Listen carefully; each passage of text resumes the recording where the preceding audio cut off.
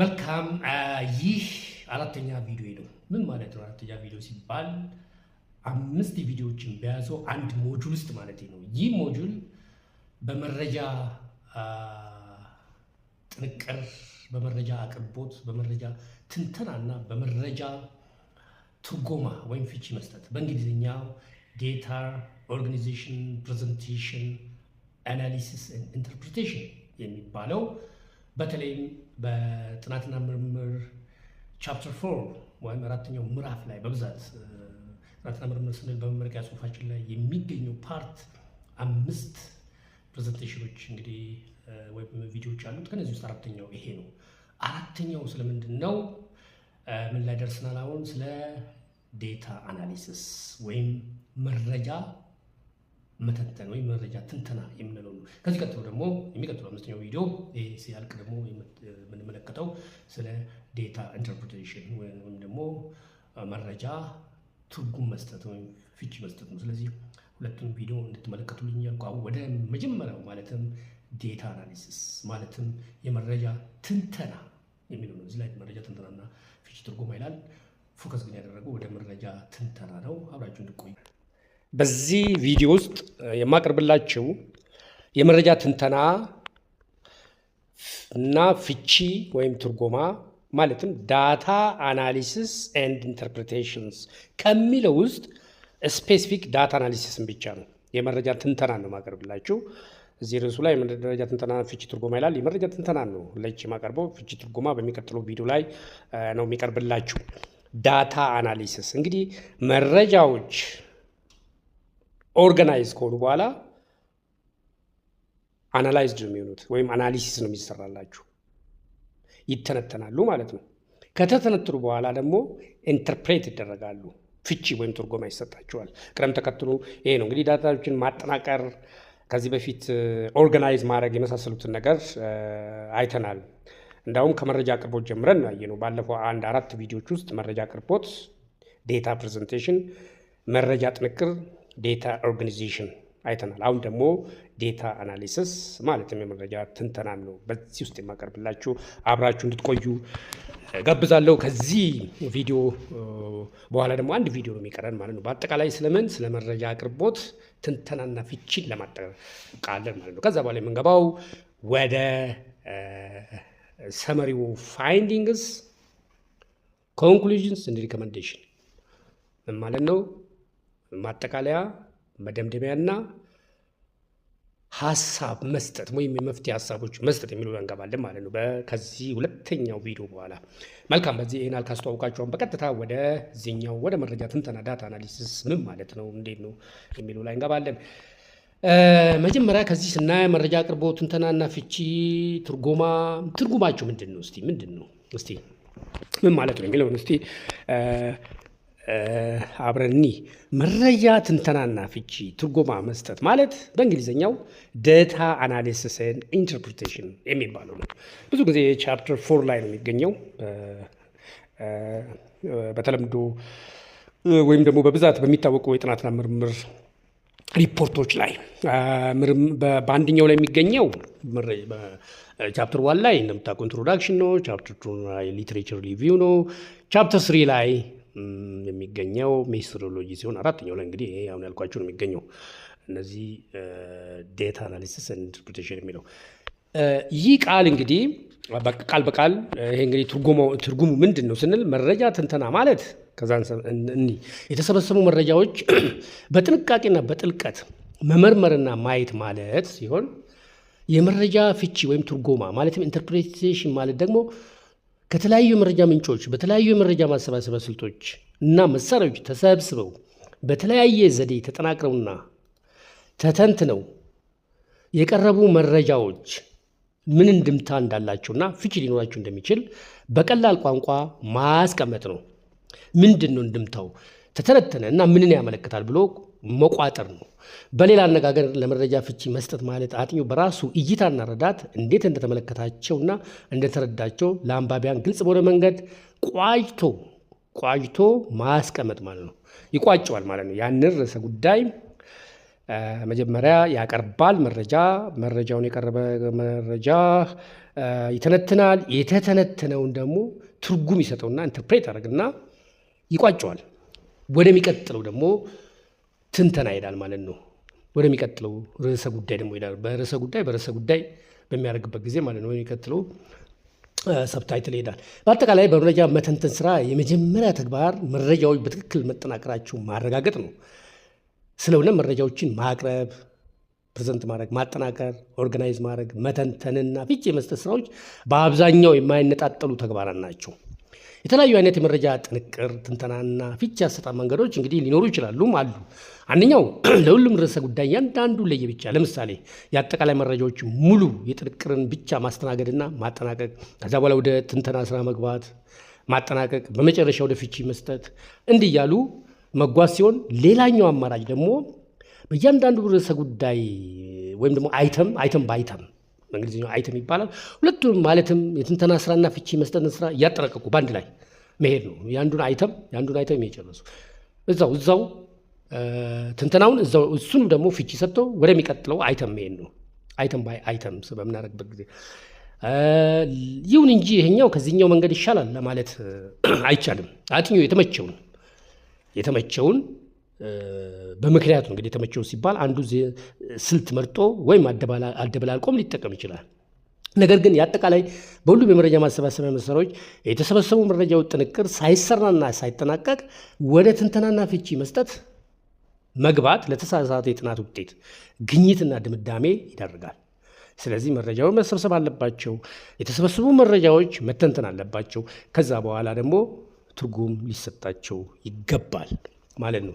ሌላው ከዚህ ጋር ተያይዞ መታየት አለበት። በመረጃ ትንተና ወቅት ለእያንዳንዷ ጥያቄ ለየብቻዋ ርዕስ ከመስጠት ይልቅ ተመሳሳይ ይዘት ያላቸውን ጥያቄዎች ወይም መረጃዎች ዴታ ሊሆን ይችላል በአንድ ላይ መመደብ፣ ከዛ ርዕስ ወይም ስያሜ መስጠት ያስፈልጋል የሚለውን ነገር ማየት በጣም አስፈላጊ ነው። እንግዲህ በሌላ በኩል እንግዲህ እንበል ወይም አንዳንድ አጥኞች መረጃ መተንተን ማለት ዴታ አናሊሲስ በሚል የጥናት ርዕስ ምዕራፍ ስር ሶስቱንም ማለትም መረጃን ማቅረብ፣ መተንተንና ፍቺ መስጠት ያስተናግዳሉ። አንዳንዶቹ አጥኞች ደግሞ የጥናት ውጤት ፋይንዲንግስ፣ ሪዛልትስ እና የጥናቱ ዲስከሽን በሚል ይከፍሉታል። አንዳንድ ጥናትና ምርምር ላይ ቻፕተር 4 ወይም ይህንን ፋይንዲንግስ ወይም ሪዛልትስ እና ዲስከሽን ደግሞ ለብቻ ያደርጋሉ። አናሊሲስ እንደ ኢንተርፕሪቴሽን ላይሉ ይችላሉ። በተለይ አርቲክሎች አካባቢ ላይ አናሊሲስ እንደ ኢንተርፕሪቴሽን የሚለው ብዙ አይታወቅም። ይሄ የሚታወቀው በቴሲስ በትልልቅ ሪሰርቾች የመመረቂያ ጽሁፎች ላይ ነው ማለት ነው። መልካም እንግዲህ የተለያዩ መረጃዎችን ለትንተና የማቅረብ መንገዶች ሲኖሩ የሚከተሉት አንዱ መረጃዎችን ለትንተና የሚያቅረብ ስልት ነው የሚለው እዚህ ላይ እንዴት ነው ስልቱ? በሰንጠረዥ ውስጥ መታየት ያለበትን መረጃዎች በተለይም ስታቲስቲካዊ መረጃዎችን በሰንጠረዥ ማስቀመጥ ነው። ኳንቲቴቲቭ የሆኑት ቁጥሮቹን በጾታ ሰዎች ከሆኑ ወይም ዋቴቨር ብቻ በሚገልጽ መልኩ ማስቀመጥ ነው። ፕሬዘንቴሽን ነው እንግዲህ የሚባለው። ይሄ ለእያንዳንዱ ንዑስ ጉዳይ አይተም ወይም ስያሜ መስጠት ነው። ለሰንጠረዡም ስያሜ መስጠት ያስፈልጋል። ይሄ በጣም ወሳኝ ነገር ነው። ይህን እንግዲህ ካደረግን በኋላ በመቀጠል ከላይ ከተገለጸው መሰረት እንግዲህ የተጠናከሩትን የተደራጁ መረጃዎችን የመተንተን ስራ የማከናወን እንግዲህ ሲሆን ይህም የሚከናወነው እያንዳንዱ በየፈርጁ አይተም በአይተም የተደራጁትን ማለት ነው። በየፈርጅ ማለት መረጃዎች በቅደም ተከተል ማቅረብ፣ ትንታኔ በመስጠት ሊሆን ይችላል። እንግዲህ ይህም ሲደረግ በቅደም ተከተል እንደሚከተለው ሊሆን ይችላል። በሰንጠረዥ የተቀመጡትን ንዑስ ጉዳይ መተንተን ሊሆን ይችላል። በጽሁፍ መጠይቅ የተገኙትን ስሌታዊ መረጃዎች ማቅረብና መተንተን ሊሆን ይችላል። በጽሁፍ መጠይቅ የተገኙትን ስሌታዊ ሀተታዎች መረጃዎች ማቅረብ መተንተን ሊሆን ይችላል። እንግዲህ ብዙ አይነት አፕሮቾች እንዳሉ ለማሳየት ተፈልጎ ነው። እንግዲህ ከላይ የተገለጹት ብቸኛው የዳታ ወይም መረጃ አቀራረብ ተንተና ስልት ናቸው ማለት አይደለም። አጥኚው የመሰለውን የተሻለና አዋጭ የሆነ አቀራረብ መጠቀምም ይኖርበታል። እስቲ ይሁን እንጂ ትንተናዎች የሀሳብ እንግዲህ ፍሰታቸውን የጠበቁ አንባቢያን በቀላል ሊረዱ በሚገባው ስልት መቅረብ ይኖርባቸዋል። ይሄ ዋናው ነገር እንግዲህ ይሄ ነው። እስቲ ከዚህ ጋር ተያይዞ አሁን ስላይዱ ላይ የምናየው ሊስተዋል የሚገባው ነገር ቢኖር ከላይ በቀረበው ቅደም ተከተል መረጃዎች በሚተነተኑበት ወቅት በተለያዩ የመረጃ ማሰባሰቢያ መሳሪያዎች የቀረቡትን መረጃዎች እርስ በርሳቸው ማመሳከር ማለትም ትራያንጉሌት ማድረግ ወይም ኮሮቦሬት ማድረግ ይባላል በእንግሊዝኛው። ምን ያህል እንደተመጋገቡ እንደተቀናጁና ምን ያህል ደግሞ እንደተለያዩ ልዩነትም ካላቸው ማሳየት ተገቢ ነው።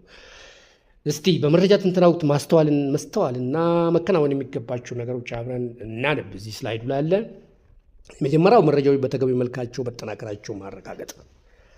ለተጠናቀሩት መረጃዎች በአይነታቸው ማለትና ስያሜ መስጠት። ይህ ያንዳንዱ ስያሜ ለተሰጠው ርዕሰ ጉዳይ የሀተታ የመግቢያ ማዘጋጀት። ቀጥታ ሀተታ ወደ ገደለው ይባላል አንዳንዴ። በቀጥታ ከመሄድ ይልቅ መጀመሪያ ኢንትሮዲዩስ ማድረግ ያስፈልጋል አንድን ነገር ማለት ነው። መግቢያ ነገር ሰጥተን ነው የምንሄደው ከመተንተናችን በፊት ያንን ምንድን ናቸው የሚለውን ነገር ማለት ወደ ሰንጠረዡ ከመሄድ ከዛ በኋላ በሰንጠረዥ ውስጥ ማስቀመጥ ወይም በዳያግራም ወይም ወዘተ ማቅረብ። ምክንያቱም ሰንጠረዦች እንደዚህ እንደ ዳያግራም አይነት እንደ ግራፍ አይነት ገላጭ ናቸው፣ ሰልፍ ኤክስፕላናቶሪ ናቸው፣ ራሳቸውን በራሳቸው ይገልጻሉ ማለት ነው። ያ ማለት በኋላ ግን እኛ አንተነትንም ማለት ግን አይደለም። ለእያንዳንዱ ሰንጠረዥ ስያሜም መስጠት ያስፈልጋል። የተጠናከሩት መረጃው በዝርዝር ፈታቶ መግለጽ አናሊሲስ ምንለው እንግዲህ ነው። ሰንጠረዦቹ ወይም ዳያግራሞቹ ወይም ግራፎቹ ምንም እንደሚያመለክቱ ስሌት ሊሆን ይችላል፣ ቁጥር፣ መቶኛ ወይም መተታ በመጠቀም በማብራራት በማወዳደር ግልጽ አድርጎ ማስቀመጥ ያስፈልጋል። እንግዲህ ምንድን ነው ይህ እንግዲህ በእንዲህ ያለ በመረጃ ትንተና ወቅት እንግዲህ መደረግ ከሌለባቸው ነገሮች ውስጥ ደግሞ አንዱ ከጥናቱ ርዕሰ ጉዳይ ጋር የማይገናኙት መረጃዎች በሰንጠረዥ ውስጥ እንኳን ቢታዩም ለትንተና አለማቅረብ ነው። ምክንያቱም ሁሉንም መተንተን አይደለም ያስፈልገው፣ የተወሰነ መተንተን ያስፈልጋል። ትንተና ሲባል ሁሉም ነገር በትንተን አድርጎ መተንተን ላያስፈልግ ይችላል። ይህም የሚሆንበት ምክንያት አንባቢያን በርዕሰ ጉዳዩ ላይ ብቻ ትኩረት እንዲያደርጉ እንደው በረባም ባረባም ጊዜያቸው እንዳባክኑ ትንተናውም ለዛ እንዳጣ ተብሎ ሊሆን ይችላል። ሌላው ሊስተዋል የሚገባው ጉዳይ በትንተና ወቅት ከሰንጠረዥ አቅርቦት በፊት ስለሚተነተነው ርዕሰ ጉዳይ ርዕስ ሰጥቶ ከዚያም ለሀተታው መግቢያ ሀተታ ወይም ለሀተታው መግቢያ ሰጥቶ መጀመር አስፈላጊ ነው ማለት። ማንኛውም ነገር ቀጥታ ወደዛ አንገባም። ለማንኛውም ነገር የምንጽፈው ነገር ስንጽፍ መጀመሪያ መግቢያዎች ያስፈልጋሉ ማለት መንደርደሪያ ሀሳቦች ሰጥተን ነው ለማለት ፈልጎ ነው። እስቲ አሁን ደግሞ የሀተታዊና ስሌታዊ ዳታዎች አተናተን ስልትን ደግሞ እንመልከት። ሀተታዊ ስንል ሞር ኳሊቴቲቭ ነው፣ ስሌታዊ ኳንቲቴቲቭ ነው። በጥናትና ምርምር ትንተና ሂደት አንድ አጥኚ ዳታዎችን ለመተንተን የሚመርጣቸው ስልቶች ከሚወስኑ ነገሮች መካከል ሊያካሄድ ያሰበው የጥናትና ምርምር አቀራረብ ስልቶች ስሌታዊ ነው ወይስ ሀተታዊ ነው ብለን ነው እንግዲህ ሪሰርቻችን ኳንቲቴቲቭ ኳሊቴቲቭ ወይም ሁለቱም ሊሆን ይችላል፣ ሚክስድ ሊሆን ይችላል። እነዚህ መለየት ያስፈልጋል። ስለዚህ ከዚህ በፊት በነበረው ቪዲዮዎቼ ላይ ባቀረብኩላችሁ ቪዲዮዎች ላይ እነዚህ ስሌታዊ የምርምር ዘዴዎች፣ ሀተታዊ የምርምር ዘዴዎች ወዘተ እያልን ወይም ድብልቅ ማለትም ስሌታዊና ሀተታዊ ምን ማለት ነው የሚለውን በተለያዩ ቪዲዮዎች ላይ ያቀረብኩላችሁ መሆኑን ለማስታወስ እፈልጋለሁ። እንግዲህ ስሌታዊ ዳታ ትንተና በተሰበሰበበት መረጃዎች አስተማማኝነትና የልኬት ደረጃና ብቃት ነው እንግዲህ የሚወሰነው። የስሌታዊ ዳታዎች ጥናትና ምርምር አቀራረብ አከናዋኙ ወይም ጥናትና ምርምር አከናዋኙ ወይም ዳታ ተንታኙ ልኬቱ የማወላውልና ጽኑ መሆኑን ፕሪሲሽን ማረጋገጥ እንግዲህ ይኖርበታል። ይህንንም ከዚህ በፊት አይተናል በተለያዩ ቪዲዮዎች። በሌላ በኩል እንግዲህ በሀተታዊ ዳታዊ ጥናትና ምርምር አቀራረብ አከናዋኙ ወይም ዳታ ተንታኙ ምርጫውና የራሱን ልምድ ወደ ፕሮጀክቱ የሚያመጣበትን እድል ይሰጠዋል። በግለሰቦች አስተያየት አመለካከት ላይም ይወሰናል፣ በሀተታዊ ጊዜ ማለት ነው። በኳንቲቴቲቭ ከሆነ ግን ቀጥታ ስታቲስቲክስ ስለሆነ ያንን ማኒፑሌት ማድረግ አይጠበቅም። ሀተታዊ በሚሆንበት ጊዜ ግን መረጃ ሰጪው ተንታኙ ራሱ ከራሱ ኤክስፔሪንስ ተነስቶ ካነበበው ተነስቶ እዛ አካባቢ ማኒፑሌት የማድረግ ነገሮች አሉ። ማኒፑሌት ስለ ፖዚቲቭሊ ነው እንግዲህ የሚያደርገው እንጂ እንደፈለገ አይደለም። የራሱ የሆነ ስርዓት አለው። በሀተታዊ ዳታ ትንተና አንድን የተወሳሰበ ዳታ መረጃ ሁለት ተመራማሪዎች እንግዲህ ለየብቻው እንዲተነትኑ ቢደረግ ሁለቱም የተለያዩ ግኝቶችን ይዘው ሊመጡ ይችላሉ። በምን በሀተታዊ። በስሌታዊ ግን ይመሳሰላል፣ ዳታ ስለሆነ ማለት ነው። የምንጠቀመው ስታቲስቲካል ቱል ሊለያይ ይችል ይሆናል፣ ግን ዳታዎቹ ወይም ደግሞ መጨረሻ ላይ የምንፈልገው ነገሮች በአብዛኛው ይመሳሰላሉ። ሀተታዊ ከሆነ ግን መረጃውን የሚተነትነው ሰው ብቃት አመለካከት የመሳሰሉት ነገሮችም የራሳቸው ተጽዕኖ አላቸው። ይህ ምናልባትም ሁለቱ አጥኚዎች የተለያዩ የትምህርት ዝግጅትና ልምድም ሊኖራቸው ይችላል። ኤክስፔሪንሳቸውም የተለያየ ሊሆን ይችላል።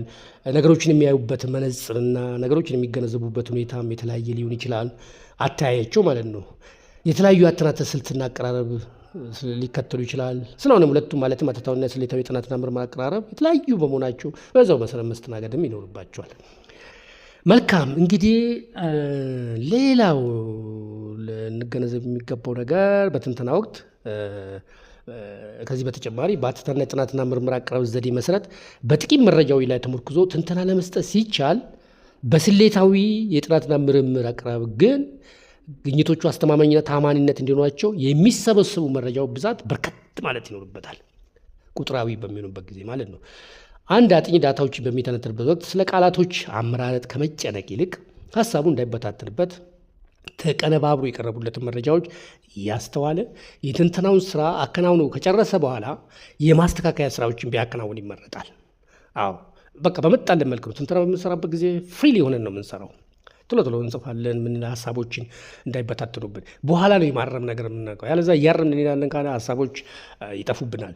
ሌላው የመረጃ ትንተና ስራ ቅለትና ክብደቱ የሚወሰነው በዳታ ማሰባሰቢያ መሳሪያዎች አይነትና ጥራት እንዲሁም ጥቅም ላይ በዋለው የአሰባሰብ ስልቶች ነው። በሌላ አነጋገር ቀደም ተብሎ የተሰበሰቡ መረጃዎች ያላቸውን ከን ባነሰ ቁጥር በትንተና ወቅት የሚያጋጥም ችግሮች ያነሱ ይሆናሉ ማለት ነው። ስለዚህ ከላይ ጀምረን ነው መጀመሪያው መረጃዎችን ስናጠናቅር ከዚህ በፊት ባሉ ቪዲዮዎች እንግዲህ አይተናል። ማጠናቀር አለብን፣ ማደራጀት አለብን፣ ፕሬዘንት ማድረግ አለብን። እነዚህ ሂደቶች በስነ ስርዓት ካልመጡ ስንተነትንም እንደዛው ይከብዱናል። እነዛ ነገሮች በደንብ ከተሰሩ ደግሞ ትንተና ይቀለናል ማለት ነው። ስለዚህ የምናገኛቸው ግኝቶችና ድምዳሜዎችም ታማኒ ይሆናሉ ለማለት ተፈልጎ ነው።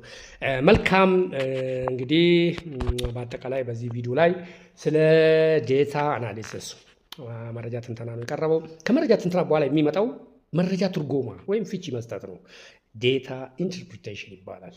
ስለዚህ በሚቀጥለው ቪዲዮ ላይ ስለ ዴታ ኢንተርፕሪቴሽን ቪዲዮን አይታችሁ ግንዛቤ እንድትወስዱልኝ ዘንድ እጋብዛችኋለሁ። በዛኛው ቪዲዮ በነዛ ቪዲዮዎች እንግዲህ እስክንገናኝ ድረስ ቸር ሰንብቱልኝ እላለሁ። ባይ